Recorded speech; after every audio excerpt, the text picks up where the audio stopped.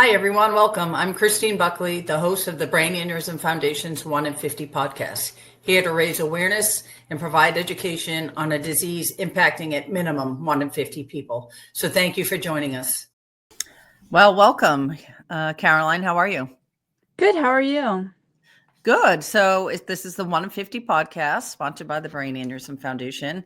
And I'm very pleased to introduce to everyone Caroline McCaffrey, who is a rising sophomore at Bucknell and a member of the cross country and track team. So thank you for being with us. Of course. Thank you for having me. Yeah, I mean, your story is pretty amazing, and particularly when so many people don't understand like who a brain aneurysm can impact. We say the average age is 35 to 60, with women more than men, but you are proof it can happen at any age to people who are totally healthy and athletic and fit. So first off, what are you studying at Bucknell? I'm studying biology on the pre-PA track. Oh, awesome. That's good stuff. Yeah. I love that. Yeah. But, let's dive into it here. So what had happened to you in June of 2025? On June 15th, so Father's Day, I was going on a run just because we had like our summer training packet, and it was a pretty short run. It was just like 4 miles. So usually I wouldn't ask my mom to bike with me unless it was like a longer run, probably like 8 or 9 or 10 miles. But I just decided it was later in the day, just because I hadn't felt like running earlier. So I just asked her to come with me, and that ended up probably saving my life. But I was around half a mile from my house, and I got like a little bit of like tightness in my neck. So I just went to go crack my neck, kind of out of habit. And I just got, like they say, like the thunderclap headache, like the worst headache of your life. It felt like the only way like I can describe it is like a hydraulic press was like kind of like pressing on all sides of like my head, and they got really bad. And I've always gotten migraines, so I just thought it was maybe a weird onset just because I was running, trying to rationalize and not freak myself out. Right. And then I got really bad tightness and like neck pain, which is something I really hadn't ever had before. So that was what was really concerning to me. Like I couldn't really turn my head.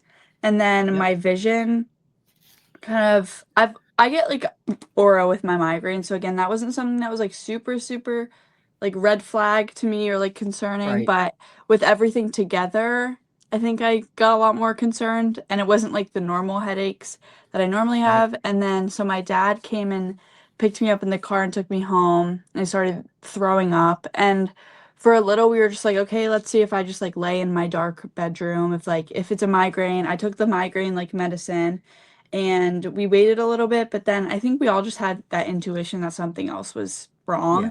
So we went to Howard County General, which is the local hospital near me that's affiliated with Hopkins.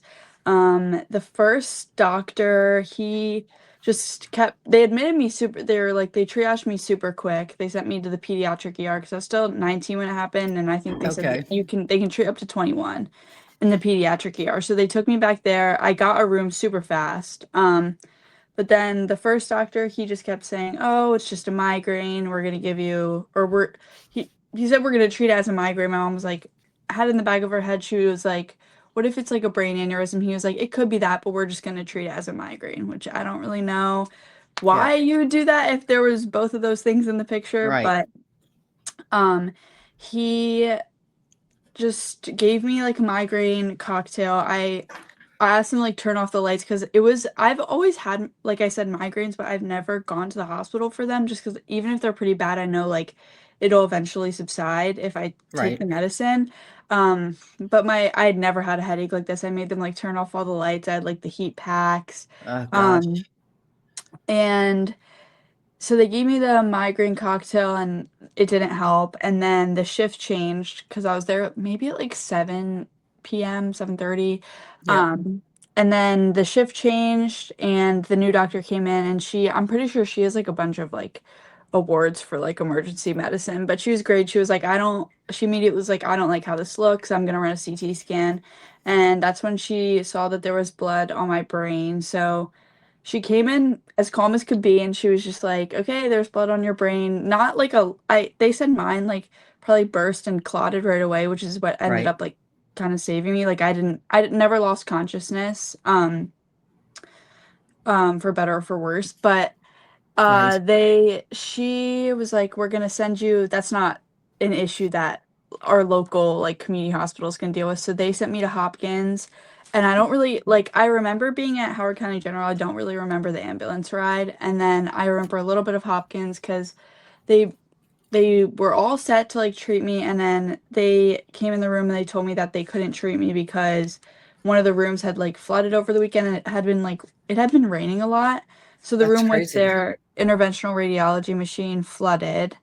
Um and they said it That's was a, more like, it wasn't like the machine was broken, it was more of like yeah, a like sterile, like it wasn't right. like It's not sterile. it, yeah, Yeah. it wasn't sterile in there because it had flooded. So they couldn't treat me there. And I guess the issue is that since a lot of people my age don't have brain aneurysms, Howard County General's, actually no, I think it was like Hopkins pediatric department didn't like quickly enough communicate with their neurology department.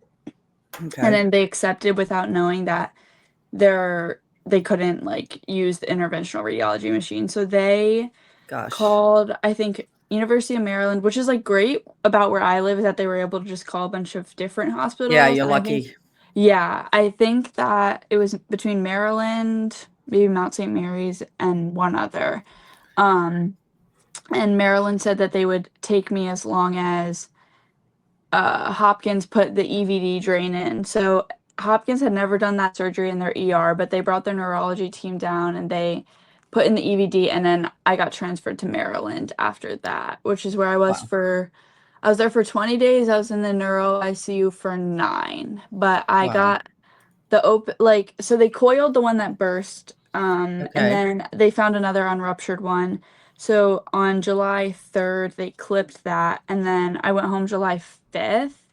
And then just because I'm pretty young and they said like the coils last a while, but just because they were like, You'll hopefully live like a long life." So we want to make Right. sure, they wanted to do a pipeline stent as well, just to like reinforce it and make sure that Right. the aneurysm that burst fully like healed over. So they brought me back in August 11th and did that. And then I think I was in the hospital for one night and then went home.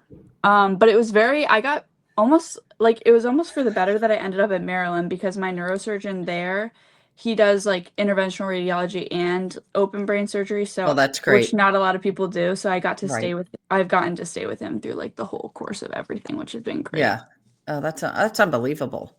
I mean, that is a lot. So, Yeah. um, you mentioned your mom kind of threw out the term aneurysm. Did she really know what one was, or like what made her say that? I think like she like we knew not really what it was, but just like that it was a thing. Yeah.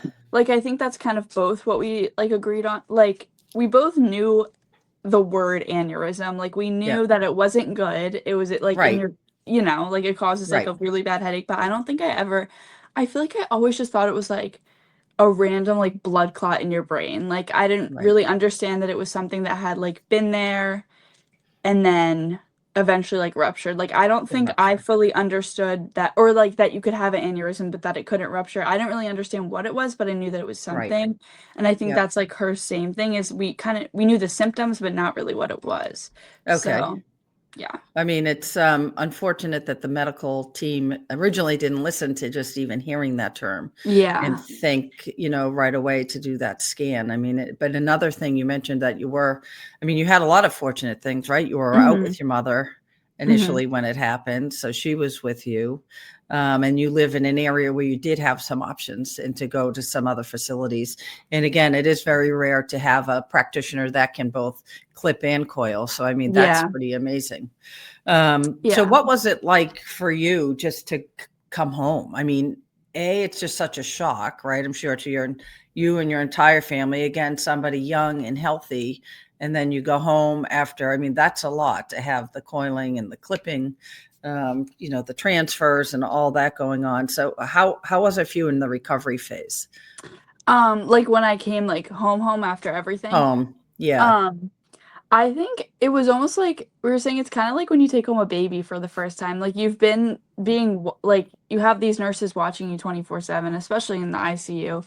And then you come home and you're like, all right, like you're not on your own. Like you have all those people that are like a call away, a message away. But it's weird to just go from constantly being monitored to just coming home. But I think you're forced to educate yourself like pretty quick. Not even like even if you don't want to, you just like Right. learn kind of what all these different terms mean. Like I've always kind of wanted to go into neurology, but now I'm like, okay, now I like have all this like knowledge that I didn't even have before. But you learn like vasospasms just or like I don't know, just all those different terms. So I don't like Right. it's not like they send us home without like tons of instruction, but coming home is just weird because you're so used to being there. Even if it was just 20 days, I feel like it felt like a year Yeah, that I that's a was long like time. there.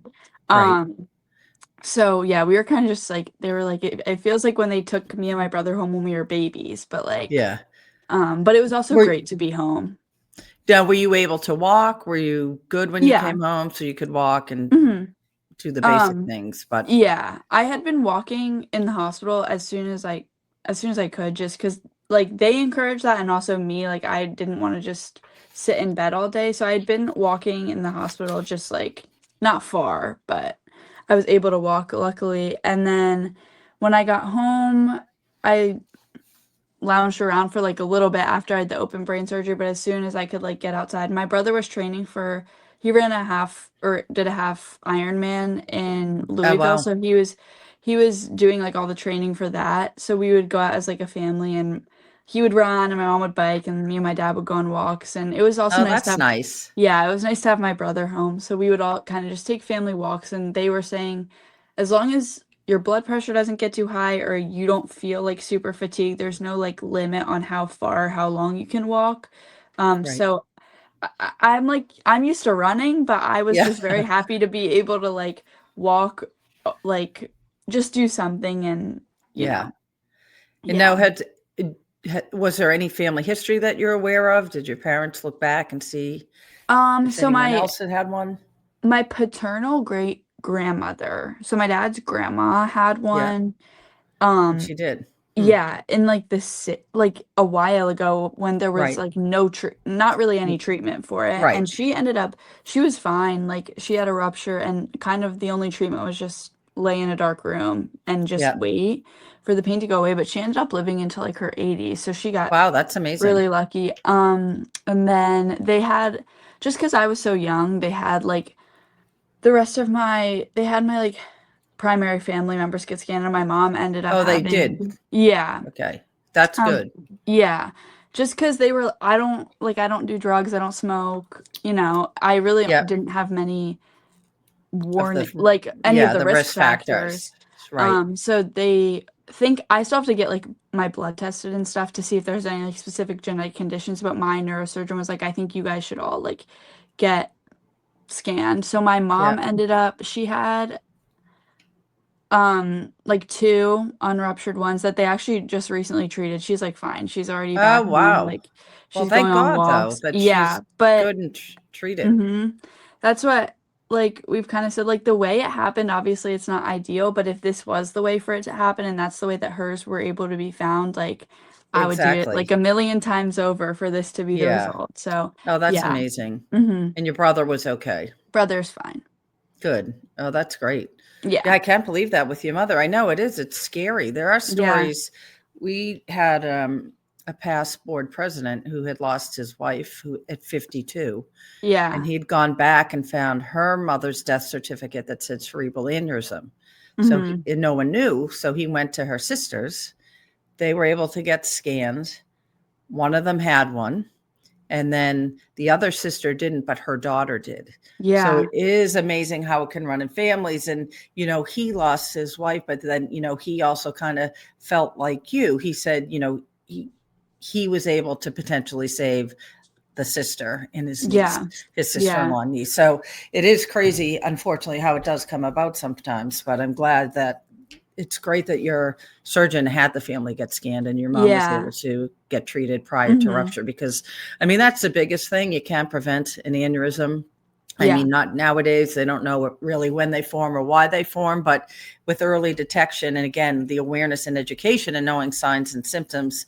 And, for you, it took a little bit to get that scan, Yeah. but for more people to get the scan prior to rupture and then just get treated. And if you do rupture, to get treated, as soon as you possibly can. Yeah.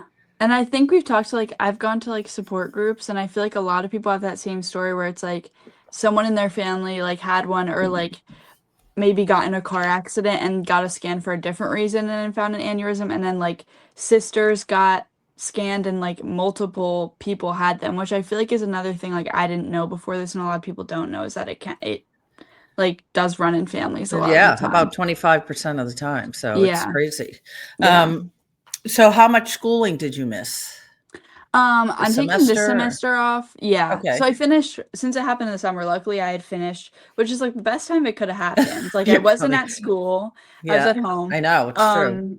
So I finished my whole freshman year, and then I'm just taking this semester off, but I'm going back in January. Oh, that's amazing. That's great. Yeah.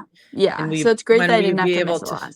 Yeah, that's unbelievable. And will you be able to get back to running, or have you started running? Yeah, I've started running, not like I used to, but like I said, I'm just happy to be back running. Yeah. And then so this weekend I'm running in the Philly 8K with some of my teammates, or run walking it, and I did that to raise money. Oh, that's for- awesome. Yeah. Who did you raise money for? It was through a foundation called We Run With You, and it raises money for anyone with brain injuries, but specifically it's most of the people who are in it are athletes, or people who used to run or do that kind of stuff, that have had strokes or brain aneurysms or Oh, that's brain amazing. injury. So it's a lot of like-minded people, which has been great to see people like me that had this happen to them and were able to get back to running. Yeah, So, that's impressive. That's great. yeah. Good for you. And how was I'm sure you must have had a lot of support from your, Bucknell, the school and your running community. How were they when they found out? Were they just Yeah. completely shocked? And Yeah. So I had a ton of, we were saying it's really good I had my own room, because people, as soon as they could, and as soon as I was awake and well enough to actually talk to people, I pretty much had visitors every single day. My coaches came, both of my coaches, my coach and my assistant coach, they both live in Lewisburg near Bucknell, which is about 2.5, 3 hours away. So they would drive 6 hours round trip just to come to the hospital and see me. And my roommate and my teammates would come a lot, and people who couldn't come, that because they lived too far, they would send things. The support was awesome. that's great.